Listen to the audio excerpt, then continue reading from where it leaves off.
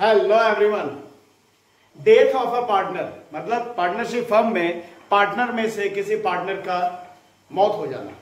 तो जब कभी ऐसा स्थिति होता है, जब कभी किसी पार्टनर का डेथ होता है, उस कंडीशन में वो जो जिस पार्टनर का डेथ हो गया उसका कैपिटल और उसका जिस डेट को डेथ हुआ तब तक के फर्म के सारे रिजर्व फंड प्रॉफिट में जो मिलने वाला हिस्सा है, और अगर किसी तरह का कोई लॉस है उसके डेथ से पहले का, तो उस लॉस में हिस्सा, ये सब के सारे के एडजस्टमेंट के बाद जो उसका कैपिटल का बैलेंस निकलता है वो उसके लीगल रिप्रेजेंटेटिव या उसके एग्जीक्यूटर को दे दिया जाता है। तो अभी हम लोग ये समझते हैं कि भाई जब पार्टनर का डेथ होता है तो डेथ होते समय क्या सारे एडजस्टमेंट करने होते हैं, क्या सारे अकाउंटिंग ट्रीटमेंट करने होते हैं, तो वो एक एक करके देखते हैं। पहले से मैंने लिख रखा है और इसे एक एक करके समझते हैं। तो सबसे पहला calculation of new profit sharing ratio and gaining ratio. अब जब वो उस पार्टनर का डेथ होगा तो वो एक हिस्सेदार हट गया तो क्या होगा, एक नया प्रॉफिट शेयरिंग रेशियो बनेगा। तो उस नया प्रॉफिट शेयरिंग रेशियो का कैलकुलेशन करना होता है और दूसरा गेनिंग रेशियो भी कैलकुलेट करना होता है, क्योंकि जिस पार्टनर का डेथ हुआ उसका हिस्सा बाकी बचे पार्टनर के बीच ही बटेगा। तो यहां गेनिंग रेशियो का भी कैलकुलेशन करना पड़ेगा। और उसके बाद में calculation of profit till the death of partner. उसके बाद में जिस डेट को, डेथ का क्या है कि भाई साल के बीच में कभी भी उस पार्टनर का डेथ हो सकता है, किसी भी पार्टनर का डेथ हो सकता है। तो जिस डेट को डेथ हुआ तब तक फर्म ने कितना प्रॉफिट किया, उस प्रॉफिट का कैलकुलेशन करना होता है, क्योंकि उस प्रॉफिट में फिर उस डिसीज पार्टनर, वो मरे हुए पार्टनर को हिस्सा दिया जाता है जो उसके एग्जीक्यूटर को पे किया जाता है। फिर valuation and adjustment of goodwill. फिर गुडविल का वैल्यूएशन होता है और जो गुडविल का वैल्यूएशन होता है फर्म का, उसमें उसका हिस्सा दिया जाता है, तो गुडविल का भी वैल्यूएशन करना पड़ता है। और उसका revaluation of assets and liability, asset और लायबिलिटीज का रिवैल्यूएशन किया जाता है, उसके फिर से मूल्यांकन किया जाता है, उसका फिर से दाम लगाया जाता है। और उसके आगे है adjustment of reserve fund, accumulated profit, losses and deferred revenue expenditure.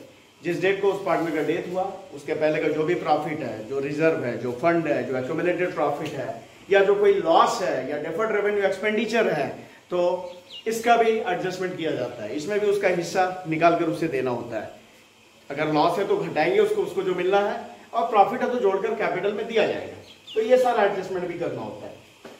इसके आगे है accounting treatment for joint life policy. अगर कोई जॉइंट लाइफ पॉलिसी है तो उस जॉइंट लाइफ पॉलिसी का भी अकाउंटिंग ट्रीटमेंट करना रहता है, क्योंकि उसमें भी उसका हिस्सा जो जिस पार्टनर की मौत हो गई उसे दिया जाना है।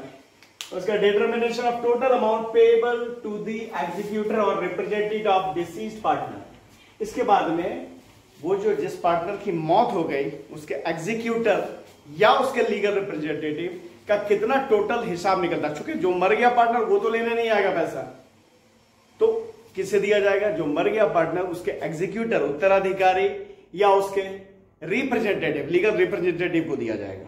तो वो तय किया जाता है कि कुल मिलाकर कैपिटल, उसमें जो सारा रिजर्व और फंड वगैरह जुटना था और जो लॉस वगैरह अगर है तो वो घटना था, ये सारा करके जो बैलेंस निकला फाइनल वो डिटरमाइन किया जाता है, जो कि उसके लीगल रिप्रेजेंटेटिव या उसके एग्जीक्यूटर को दिया जाना है। उसका adjustment of remaining partners capital. इसके बाद में कभी हो सकता है कि बाकी पार्टनर चाहते हैं कि उसके डेथ के बाद हम लोग का कैपिटल नए सिरे से एडजस्टमेंट किया जाए, फर्म में जो कैपिटल होगा उसका नए तरह से एडजस्टमेंट किया जाए, तो वो कैपिटल का एडजस्टमेंट बाकी पार्टनर में किया जाएगा। उसका settlement of deceased partners executor account. उसके बाद में वो जो मर गया पार्टनर जिसकी डेथ हो गई उसका एग्जीक्यूटर अकाउंट का सेटलमेंट किया जाता है, या तो तुरंत पैसा देके या फिर उसके पैसे को लोन के रूप में फर्म में दिखाया जाता है और धीरे धीरे इंस्टॉलमेंट में उसका पेमेंट किया जाता है। तो अब हम लोग देखते हैं कि क्या सारे आइटम हैं जो डिसीज पार्टनर के कैपिटल में जोड़ा जाएगा और क्या सारे आइटम है जो डिसीज पार्टनर के कैपिटल से घटाया जाएगा। तो ये सारे आइटम हम लोग देखते हैं।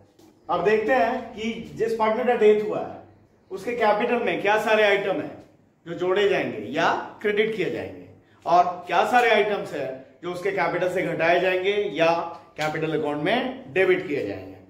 तो ये सारे आइटम है जिसे कि कैपिटल के साथ जोड़ दिया जाएगा, क्रेडिट कर दिया जाएगा। तो क्या सब है, तो सबसे पहले उस डिसीज पार्टनर, उस मरे हुए पार्टनर के कैपिटल का बैलेंस, जो भी ओपनिंग कैपिटल का बैलेंस होगा वो उसके साथ और क्या जोड़ा जाएगा, रेम्युनरेशन और इंटरेस्ट टिल द डेथ। अगर उस पार्टनर को किसी तरह का कोई रेम्युनरेशन, सैलरी, कमीशन वगैरह मिल रहा है या उसके कैपिटल पे इंटरेस्ट मिल रहा है, तो जिस डेट को उसका डेथ हुआ तब तक का उसका इंटरेस्ट कैपिटल पे या उस डेट तक का उसका रेम्युनरेशन जो भी बनता है वो उसके कैपिटल में जोड़ा जाएगा। उसका शेयर इन फर्म्स गुडविल। अब क्या होगा, जब फर्म का जब पार्टनर का डेथ होगा तो उसका डेथ के पर्पज से गुडविल का वैल्यूएशन होगा फर्म का, और उस गुडविल में उस डिसीज पार्टनर को हिस्सा दिया जाएगा। और ये देगा कौन, बाकी बचे पार्टनर अपने गेनिंग रेशियो में कंट्रीब्यूट करेंगे। उसके बाद में share in undistributed profit and reserve. जिस डेट को उसका डेथ हो रहा है उसके पहले का जो भी रिजर्व है, जो भी प्रॉफिट है, उसमें उस पार्टनर का, उस डिसीज पार्टनर का हिस्सा उसे दिया जाएगा, इसे भी जोड़ा जाएगा। उसके बाद में share in profit till the death from beginning of the year. और उसके बाद में जब डेथ हुआ, अब डेथ तो क्या है, साल के बीच में कभी भी हो सकता है, तो जिस डेट को डेथ हुआ साल के शुरुआत से उस डेट तक का जो प्रॉफिट हुआ है फर्म का, उसमें उसका हिस्सा उसे भी उससे जोड़ा जाएगा, उसके कैपिटल अकाउंट में जोड़ा जाएगा। उसका share in profit on revaluation of assets and liabilities. और एसेट और लायबिलिटीज का रिवैल्यूएशन जो होगा, जब उसका डेथ होगा तो एसेट और लायबिलिटी का रिवैल्यूएशन होगा। इस रिवैल्यूएशन में होने वाले प्रॉफिट को उस डिसीज पार्टनर के कैपिटल में जोड़ा जाएगा, जितना भी रिवैल्यूएशन प्रॉफिट में उसका हिस्सा बनता है। उसके बाद में share in joint life policy. अगर कोई जॉइंट लाइफ पॉलिसी है तो जॉइंट लाइफ पॉलिसी में भी उसका हिस्सा उसे भी उसके कैपिटल में जोड़ा जाएगा। और घटाया क्या क्या जाएगा, या कहने का मतलब डेबिट क्या क्या किया जाएगा, तो सबसे पहले अगर उसने ड्रॉइंग्स किया है, पर्सनली उसके लिए पैसा निकाला है बिजनेस से, फर्म से, तो वो उसके कैपिटल से घटाया जाएगा। फिर अगर उस ड्रॉइंग्स पे इंटरेस्ट का प्रोविजन है तो इंटरेस्ट ऑन ड्रॉइंग्स है, तो उस इंटरेस्ट ऑन ड्रॉइंग्स को भी उसके कैपिटल से घटाया जाएगा। इसके बाद में शेयर इन अनडिस्ट्रीब्यूटेड लॉस। अगर जिस डेट को डेथ हो रहा है उसके पहले का कोई अनडिस्ट्रीब्यूटेड लॉस है या डिफर्ड रेवेन्यू एक्सपेंडिचर वगैरह है, तो उसमें भी उसका हिस्सा उसके कैपिटल से घटाया जाएगा। उसका शेयर इन ऑलरेडी अपीयर्ड और एग्जिस्टिंग गुडविल। अगर पहले से कोई गुडविल बैलेंस शीट में दिख रहा है, मतलब एग्जिस्टिंग गुडविल है, ऑलरेडी अपीयर्ड गुडविल है, तो इस गुडविल में उसका जितना हिस्सा बनता है वो उसके कैपिटल से घटाया जाएगा। इसके बाद share in loss till the date from beginning of the year. और अगर फर्म लॉस में चल रही है तो जिस डेट को उसका डेथ हुआ, साल के शुरू से लेके जिस डेट उसको उसका डेथ हुआ तब तक का जो लॉस है फर्म का, उस लॉस में उसका हिस्सा उसे उसके कैपिटल से घटाया जाएगा।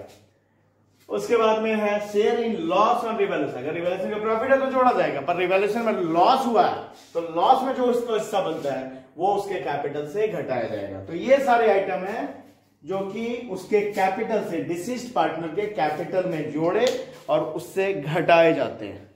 इसके बाद उसका फाइनल हिसाब निकलता है।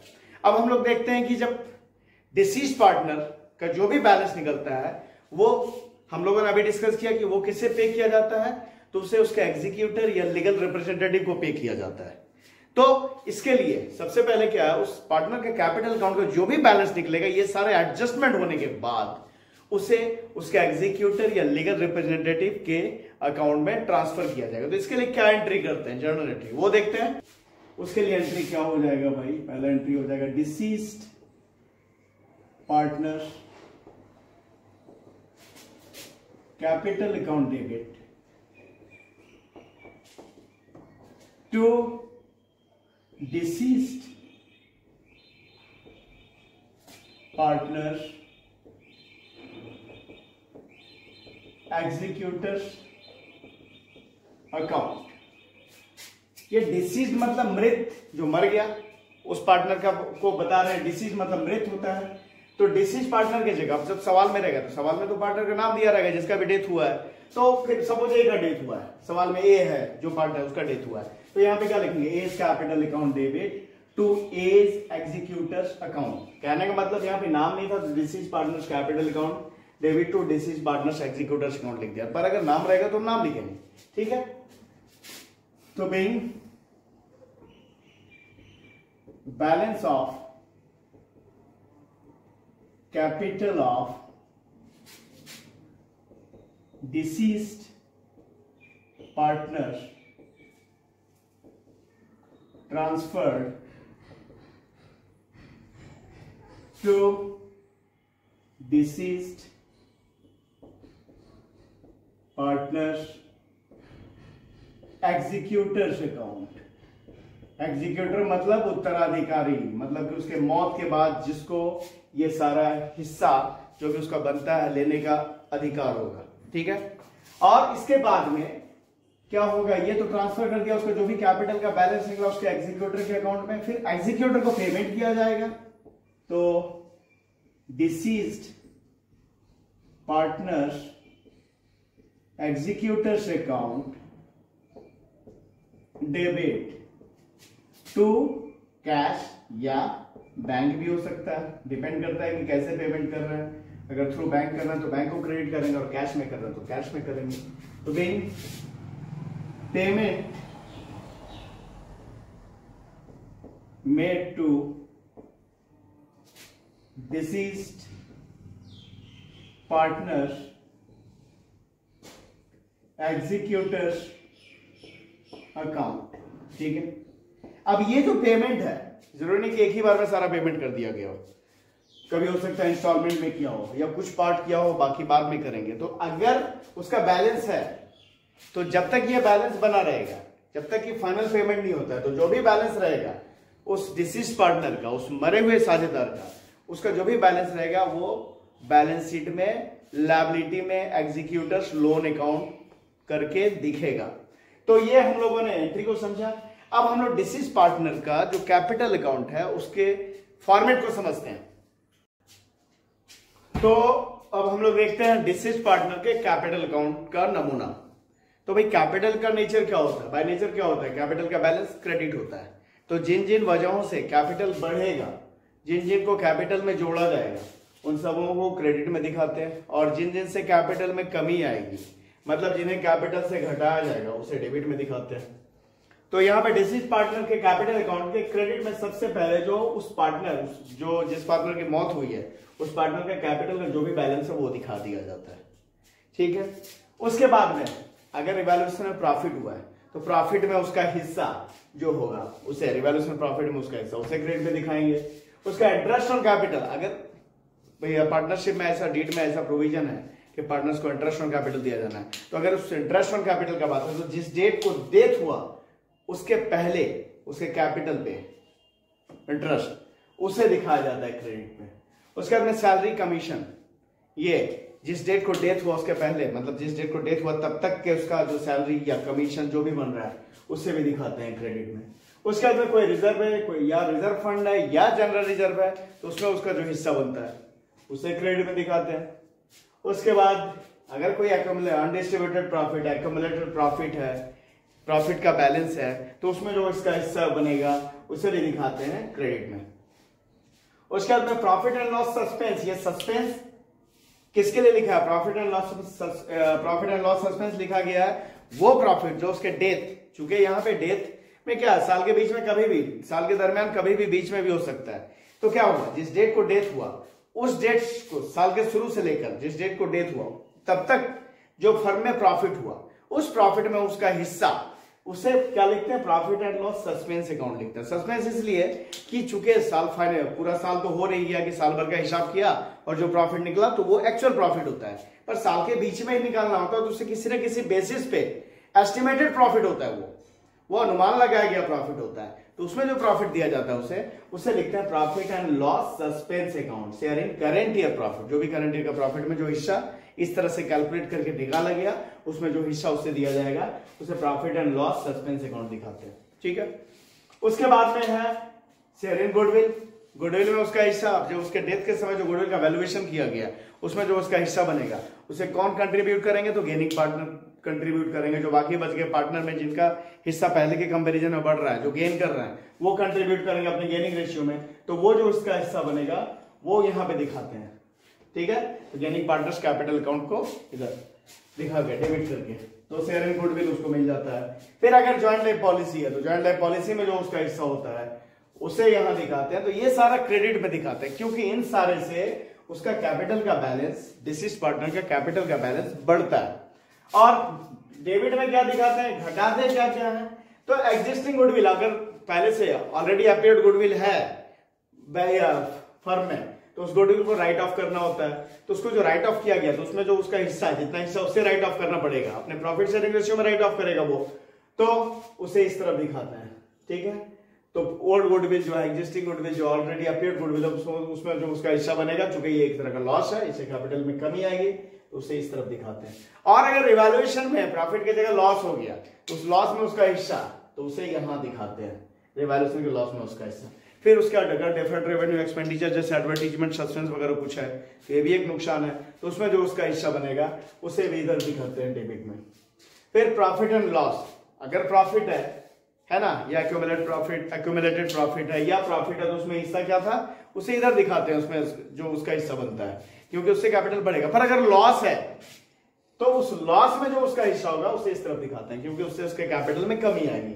फिर प्रॉफिट एंड लॉस सस्पेंस, वही जिस डेट को डेथ हुआ, साल के शुरुआत से लेके जिस डेट को डेथ हुआ तब तक में अगर फर्म में लॉस है, एस्टिमेटेड लॉस निकला है, तो उस लॉस में अगर उसका हिस्सा बनता है तो उसे profit and loss suspense account तब इस तरफ दिखाते हैं। इसके अलावा अगर उस डिसीज पार्टनर ने कभी ड्राइंग्स किया था तो उसे भी इधर दिखाएंगे, क्योंकि इससे भी इसके कैपिटल में कमी आएगी। और अगर इंटरेस्ट ऑन ड्राइंग्स चार्ज किया गया तो उसे भी इधर दिखाएंगे। तो इस तरह से दिखाते हैं। क्रेडिट में क्या क्या दिखाते हैं, डेबिट में क्या क्या दिखाते हैं, ये देख लिया हम लोगों ने। उसके बाद में क्रेडिट टोटल करते हैं, उसमें से डेबिट टोटल को डिडक्ट करते हैं, तो जो भी बैलेंस निकलता है उस बैलेंस को उस डिसीज्ड पार्टनर के एग्जीक्यूटर्स के अकाउंट में ट्रांसफर कर दिया जाता है।